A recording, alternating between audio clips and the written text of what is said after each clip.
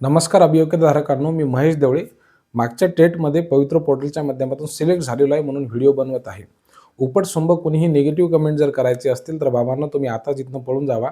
Negative comment करणाऱ्यांसाठी हा video नाही. हां, ज्यांना खरंच खरी आणि विश्वसनीय माहिती पाहिजे त्यांनी हा व्हिडिओ बघा शेवटपर्यंत. जर माहिती चुकीची वाटली तर मात्र खुशाल कमेंट बॉक्समध्ये शिव्या घाला. माझा नंबरसुद्धा दिलेला आहे, बाजूला तुम्हाला दिसत असेल. तुम्हाला काही अडचण असेल तर त्याच्यावरती तुम्ही कॉल करू शकता. शिव्या द्यायच्या असतील तर ह्याच्यावरूनच फोन करा आणि तुम्ही शिव्या द्या. परंतु आधी व्हिडिओ सगळा व्यवस्थित बघा. विद्यार्थी मित्रांनो, अभियोग्यता धारकांच्या मनामध्ये कुठेतरी भीतीचं आणि संभ्रमाचं वातावरण इथली व्यवस्था निर्माण करत आहेत. परंतु या व्यवस्थेने मला स्वतःच्या खांद्यावरती उचलून धरणारे काही सो कॉल्ड गाईड सुद्धा तशाच पद्धतीने करत आहेत अशी माझ्या मनामध्ये पूर्ण भावना आहे. एकंदरीत अभियोग्यता धारकांची जी काही रीतसर नियुक्तीची प्रक्रिया असेल तर ती पवित्र पोर्टल 2025 या होम पेज खालीच त्या ठिकाणी व्यवस्थितपणे चालणार आहे. परंतु तरी सुद्धा अनेक मंडळी अशी आहेत की अभियोग्यता धारकांना मेरिट किटपर्यंत खाली येईल, तो 2 डिजिटमध्ये कशा पद्धतीने येईल किंवा 50 मार्कांपर्यंत येईल, अशाही पद्धतीचे काही व्हिडिओ ज्यावेळेला सर्क्युलेट होताना दिसतात त्यावेळेला मात्र दुःख वाटतं. काही शिक्षक भरती प्रक्रियेमध्ये अनेक दिवसांपासून काम करणारे जे तज्ज्ञ शिक्षक आहेत त्यांचे व्हिडिओ जर सोडले तर अनेक जणांचे व्हिडिओ हे फक्त आणि फक्त अभियोग्यता धारकांचे दिशाभूल करणारे आहेत असं मी स्पष्टपणे सांगू शकतो. आता हा व्हिडिओ बघितल्याच्या नंतर अनेकांच्या पायाखालची जमीन सरकेल किंवा त्यांना असं वाटेल की हा मलाच बोलून राहिला म्हणून. परंतु असं काही नाही आहे. जी माणसं चुकीची माणसं माहिती पेरत आहेत त्यांना हा व्हिडिओ बघितल्याच्या नंतर 100% मिरच्या लागेल, यामध्ये काही शंका नाही. अभियोग्यता धारकांचा मेरिट हा आता आपण जर बघितलं तर मी तुम्हाला 2022च्या तुलनेमध्ये आधी कम्पेअर करून सांगतो की 2025 मध्ये मेरिट कसा लागू शकतो. आता मी सांगतोय म्हणजे काही मीच सांगितलेलं 100% बरोबर असणार आहे असं माझं मत नाही. एकीकडे भगवान गौतम बुद्ध ज्या वेळेला आपल्या शिष्यांना मार्गदर्शन करत असताना म्हणतात की मी जे सांगतोय ते तुम्ही एखाद्या कसोटीवरती उतरून बघा. ते जर खरं ठरलं तर मग बाकीच्या गोष्टी सांगा. मी विद्यार्थी मित्रांनो सुरुवातीला सांगितलं होतं, मी ज्यावेळेला कट ऑफचे व्हिडिओ टाकले की ही जी प्रोसेस आहे ती पूर्ण पुढच्या जूनपर्यंत जुलैपर्यंत होणार नाही. तर आता तुम्ही बघा, अद्यापर्यंत ती प्रोसेस सुरू झाली नाही. जून जुलैपर्यंत होईल की नाही याची शाश्वती नाही. म्हणजे काय की एक तो जो मी अंदाज व्यक्त केला होता तो अगदी बरोबर ठरलेला आहे. दुसरं मी साधारणतः हे सांगितलं होतं की 10,000च्या जवळपास जागा येतील. सध्या तुम्ही एकंदरीत जी आकडेवारी बाहेर येत आहे त्याचा जर आपण विचार केला तर 1 ते 5 प्राथमिकच्या जागा आहेत निश्चितच कमी येतील. त्याच्यानंतर 6वी ते 8वीच्या जागा प्राधान्याने जास्त येतील. 9वी ते 12वीच्या सर्वाधिक जागा येतील. त्याच्यामध्ये 9वी ते 12वी संस्थेच्या वरच्या जागा आहेत म्हणजे मुलाखतीच्या जागा आहेत त्यांचं प्रमाण हे जास्त असेल. मागच्या तुलनेमध्ये यावेळेसचा जो मेरिट आहे तो +20 अशा पद्धतीने जाणार आहे. म्हणजे मागच्या वेळी जर समजा मेरिट 110 वरती जर एखादा विद्यार्थी लागला असेल तर त्याच कॅटेगरीमध्ये तो 120 130 पर्यंत जाण्याची दाट शक्यता आहे. परंतु ज्या विद्यार्थ्यांना समांतर आरक्षणाचा लाभ मिळू शकतो अशा विद्यार्थ्यांसाठी कट ऑफची परिस्थिती जैसे थे असे असू शकते. उदाहरणार्थ मागच्या वर्षीच्या भरतीमध्ये म्हणजे मागच्या 2022च्या भरतीमध्ये 33 मार्क असणारे एक माजी सैनिक होते, त्यांची पॅरलल रिझर्वेशनमध्ये हॉरिझॉन्टल रिझर्वेशनमध्ये असलेली जागा होती. 200 पैकी 33 मार्क असताना सुद्धा ते सिलेक्ट झाले, कारण की त्या ठिकाणी पात्र उमेदवारांची संख्या ही तेवढी नव्हती.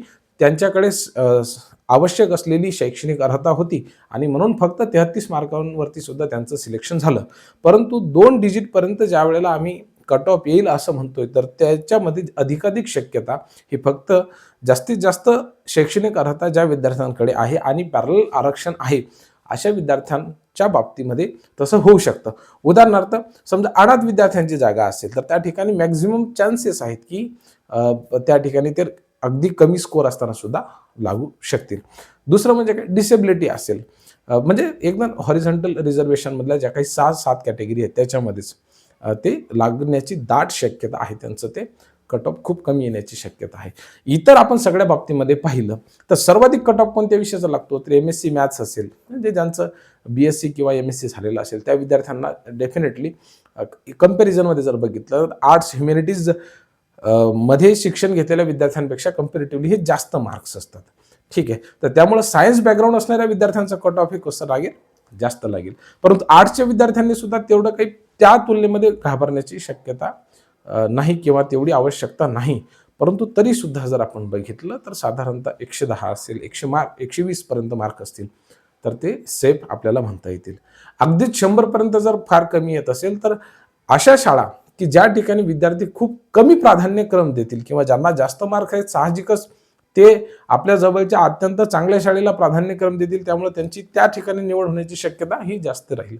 मग तुलनेमध्ये कमी लोकप्रिय ज्या शाळा आहेत किंवा असे ठिकाणे की ज्या ठिकाणी विद्यार्थी जायला मागे पुढे पाहतात, तर अशाही ठिकाणच्या जागा त्या ठिकाणी येतील. उदाहरणार्थ मी गडचिरोली जिल्ह्यामध्ये शक्यतोवर विद्यार्थी जाण्याचं टाळतात, परंतु 2022च्या पहिल्या विथ इंटरव्ह्यूच्या राऊंडमध्ये मी गडचिरोली जिल्ह्यामधले 3 कॉलेजेस टाकले होते. तर त्यापैकी एक कॉलेज मला मुलाखतीसाठी आलं होतं. माझा मेरिट त्या ठिकाणी बसला होता. मुळामध्ये मागच्या भरतीमध्ये 121 मला मार्क असताना सुद्धा पहिला जी फेज झाली होती त्यावेळेला 121 मार्क सुद्धा कॅपेबल नव्हते किंवा फारसे जास्त नव्हते. त्यावेळेला अनलिमिटेड प्रिफरन्सेस होते. ही गोष्ट आपण सर्वांनी लक्षात घेतली पाहिजे. ओबीसी कॅटेगरीमध्ये पुरुष प्रवर्गामध्ये 121 मार्क सुद्धा त्या तुलनेमध्ये कमीच होते. आता माझं बीएड इंग्रजी असल्या कारणामुळं तो सेफ स्कोर एक मानला जाऊ शकतो. काल मला एक फोन आला. दादा म्हणाले मला 101 मार्क आहेत. व्हीजे कॅटेगरीमध्ये ते दादा आहेत. त्यांचं एम ए इंग्लिश झालेलं आहे, म्हणजे एम ए आहे ते इंग्लिशमध्ये केलेलं आहे. त्यांचं डीएड आणि बीएड दोन्हीही पास आहेत, दोन्ही पेपर पास आहेत. मग ते म्हणाले सर माझे चान्सेस आहेत का? म्हटलं डेफिनेटली आहेत. कुठे जास्त आहेत? मी त्यांना सांगितलं की 9वी ते 12वीवरती जास्तीत जास्त लागण्याचे चान्सेस आहेत. त्याच्यामागचं कारण काय आहे? विद्यार्थी मित्रांनो, पहिलं कारण हे आहे की 9वी ते 12वीचं जे काही व्हीजे कॅटेगरीमधले विद्यार्थी आहेत की ज्यांचं एम ए इंग्लिश झालेलं आहे, तर त्यांची संख्या प्रोबॅबली कमी असू शकते. मी त्यांना हेही सांगितलं की विद्यार्थी त्या ठिकाणी जर ज्यांना जास्त मार्क आहेत तर डेफिनेटली ते त्या ठिकाणी अप्लाय करतील. पण तुम्ही जर समजा विथ इंटरव्ह्यूमध्ये चांगली तयारी ठेवली आणि तुमचं जर अकॅडमिक्स चांगलं असेल, म्हणजे तुमचे ग्रॅज्युएशन, पोस्ट ग्रॅज्युएशन, बीएडचे मार्क जर चांगले असतील तर तुम्ही त्या कंपॅरिझनमध्ये त्यांना येऊ शकता. सोबतच तुमच्याकडे डीएड सुद्धा आहे, तर त्यामुळं तुम्ही बालकांसोबतच महाविद्यालयीन विद्यार्थ्यांना अधिक चांगल्या पद्धतीनं शिकवू शकता. हे तुम्ही तुमच्या मुलाखतीमधनं सिद्ध करू शकता. म्हणजे जर समजा टेटमधल्या गुणांचा फरक जरी आपण प्लस मायनस थोडासा कन्सिडर केला, 2-3 मार्कांचा इकडे तिकडे झाला कट ऑफमध्ये, तरी सुद्धा तुम्ही तुमच्या मुलाखतीमध्ये आणि ग्रॅज्युएशन, पोस्ट ग्रॅज्युएशन आणि बीएडच्या मार्कांमध्ये तुम्ही थोडंसं पुढं त्या ठिकाणी येऊ शकता. लागण्याचे चान्सेस जास्त आहेत. मग साहजिकच एखाद्याच्या मनामध्ये प्रश्न येईल की सर तो डीएड आहे, त्याचा फर्स्ट पेपर पास आहे, मग तुम्ही त्याला 9वी ते 12वीचं उगाच स्वप्न विथ इंटरव्ह्यूचं कशाला दाखवून राहिले? तर विद्यार्थी मित्रांनो, एक गोष्ट लक्षात घ्या की प्राथमिकपेक्षा माध्यमिक स्तराचा जो पगार आहे तो जास्त असतो. त्याहीपेक्षा जास्त 9वी 10वीचा असतो आणि त्याहीपेक्षा जास्त 11वी 12वीचा असतो. वेगवेगळ्या स्केल्स ठरलेल्या आहेत. S10 असेल, S13-14 असेल किंवा मग S16 असेल.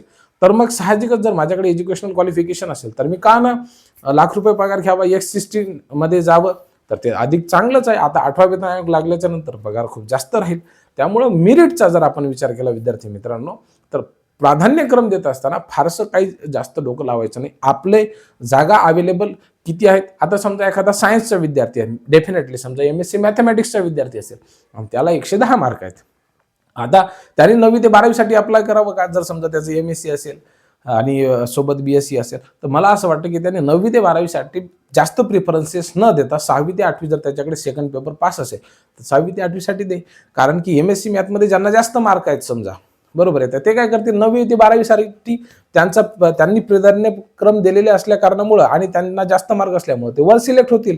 मग कमी जागा कुठं राहतील? 6वी ते 8वीवरती. पण याच्यामध्ये सुद्धा एक नेमकी मेख अशी आहे विद्यार्थी मित्रांनो की ज्यांना मागच्या वेळेला जास्त मार्क होते ते सुरुवातीला 6 ते 8ला सिलेक्ट झाले आणि मग तेच विद्यार्थी विथ इंटरव्ह्यूला गेलेत. विथ इंटरव्ह्यूमध्ये सुद्धा ह्याच विद्यार्थ्यांचं सिलेक्शन झालं.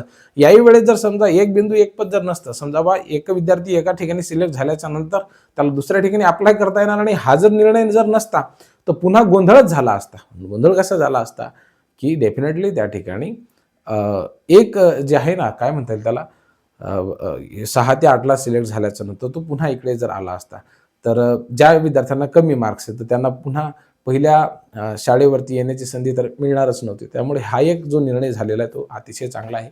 लिमिटेड प्राधान्यक्रम असल्या कारणामुळे थोडासा विद्यार्थ्यांचा गोंधळ यावेळेस निश्चितच होऊ शकतो. परंतु ज्यांना कमी मार्क्स आहेत, मला असं वाटतं त्यांच्यासाठी हा अत्यंत चांगला निर्णय आहे. कारण की ज्यांना जास्त मार्क होते त्यांनी कितीही प्रिफरन्सेस दिले तरी सुद्धा त्यांचं ज्या ठिकाणी सिलेक्शन व्हायचं आहे त्याच ठिकाणी होईल. जास्त मार्क असल्या कारणामुळं कमी मार्क असलेल्यांना थोडासा गोंधळ होऊ शकतो. म्हणून बाबांनो, प्राधान्यक्रम देताना व्यवस्थित द्या. स्वतःच्या विवेकी बुद्धीचा विचार करा. जागा माझ्या कॅटेगरीसाठी माझ्या विषयाच्या अनुषंगानं किती आहेत, माझ्यासमोर माझ्या विषयाचे किती विद्यार्थी असू शकतात माझा जो विषय आहे त्याचा नेमका कट ऑफ किती लागू शकतो हे तुम्ही 2022च्या मेरिट लिस्टसोबत स्वतः कम्पेअर करा. आम्ही झाकण झुले जे आहोत त्यांच्या शब्दांवरती विश्वास ठेवल्यापेक्षा स्वतः 2022ची मेरिट लिस्ट मोबाईलमध्ये तुम्ही सहज डाउनलोड करू शकता. कम्प्युटरवरती बघा कुणाचं तरी ऐकल्यापेक्षा, म्हणजे जेणेकरून तुम्हाला तुमचा मेरिट स्वतःच लक्षात येईल. बाकी तुम्ही सर्वजण सुज्ञ आहात, सजान आहात. काही वाटलं तर कमेंट बॉक्समध्ये लिहा.